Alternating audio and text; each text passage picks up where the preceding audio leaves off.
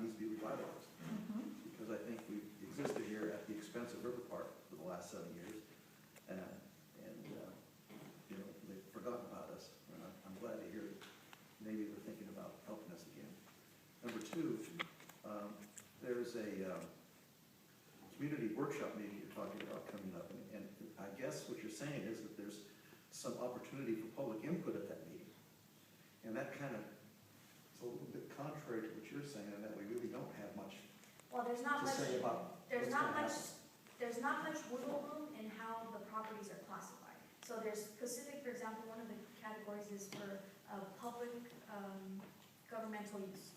So there's input that we can give as to if we think that the classification is proper for that site. However, there's not very much wiggle room as far as Ms. Warner can do, say, there is input that as far as how they're classified, but classification of a building, the DOF is not given very much wiggle room. For example, the Social Security building, we can claim that it is for governmental use, and the city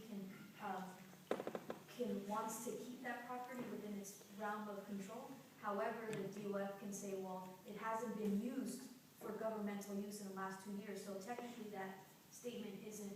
So there is input from the residents and from business owners as to the classification of how a building or property is classified. However, there's not much wiggle room as to, for Ms. Warner to actually make that classification. I guess that's what's confusing me a little bit, yeah. So he can kind of give some.